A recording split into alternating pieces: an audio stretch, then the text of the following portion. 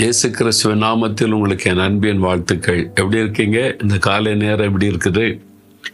காலையில் எழும்பின உடனே போராட்டம் ஆரம்பிச்சிட்டு தான். அதாவது தினந்தோறும் நம்முடைய வாழ்க்கையில் போராட்டம் உண்டு. ஆண்டோடைய வசனம் சொல்லுதில்ல, இயேசு கிறிஸ்து சொன்னார், உலகத்தில் உங்களுக்கு உபத்திரவம் உண்டு. அதனால அனுதினமும் நம்முடைய வாழ்க்கையில் சில பாடு உபத்திரவத்தை கடந்து செல்ல வேண்டியது வரும். ஏன் அப்படின்னு நினைக்கிறீங்களா? இந்த உலகத்தின் அதிபதி சாத்தான் என்று வேதத்தில் ஆண்டவரே சொல்லுகிறார். இந்த சாத்தான் சும்மா இருக்க மாட்டான். அவன் நம்முடைய எதிராளி. நம்முடைய டிஸ்டர்ப் பண்ணுவதுக்கு ஏதாவது செய்துக்கிட்டே இருப்பான். பயமுறுத்த, சோர்ந்து போக பண்ண, நம்மை முடக்கி போட, ஏதாவது ஒரு விதத்தில் கிரியை செய்துக்கிட்டே இருப்பான். அப்போ எப்படிங்க வாழ்றது அப்படின்னு நினைக்கிறீங்களா? அவனை நம்ம ஜெயிக்கணும்.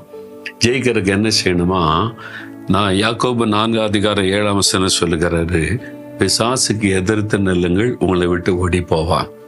நீங்க எதிர்க்கணும். தினந்தோறும் இயேசுவின் நாமத்தில் சாத்தானே, பிசாசை நான் எதிர்க்கிறேன் அப்படின்னு சொல்லி நான் தினமும் காலையில் எழுந்த உடனே ஆண்டவரை துதித்து ஜெபிக்கும் போது எபேசியர் 6:12 சொல்லியிருக்குல்ல, துரைத்தனத்தின் ஆவி, அதிகாரத்தில் கிரயிச்சுகிற ஆவி, அந்தகார லோகாதிபதி, வானமண்டலத்தின் பொல்லாத ஆவிகள், போராட்டம் உண்டுன்னு இருக்குல்ல.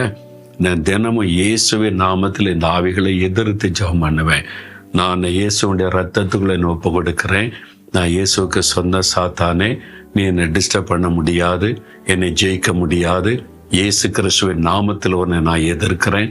இயேசுடைய ரத்தத்தை தெளித்து உன்னை நான் துரத்துகிறேன். அப்படி சொல்லி ஜெபிக்கும் போது அந்த நாள் முழுவதும் கர்த்தருடைய பாதுகாப்பை உணர முடியும், வெற்றியை உணர முடியும்.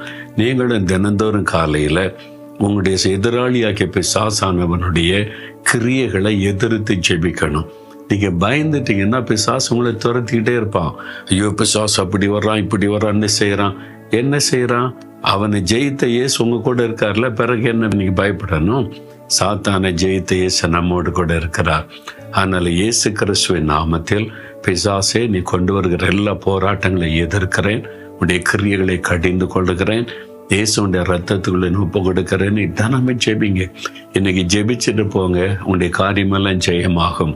சாத்தான் போராடினாலும் தோத்து போவான். நீங்க தான் ஜெயித்தவர்களா இருப்பீங்க.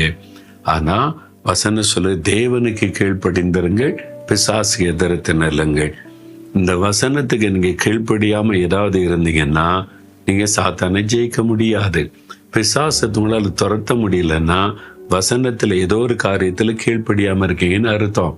அதனாலதான் தினந்தோறும் வேத வசனத்தை தியானித்து கீழ்ப்படியா அர்ப்பணித்து கொள்ளணும். தேவனுக்கு கீழ்ப்படிஞ்சு பிசாசை எதிர்த்துன்னா நீங்க ஜெயிக்க முடியும். இன்னைக்கு உங்களுடைய உள்ளத்தை சோதித்து பாருங்க.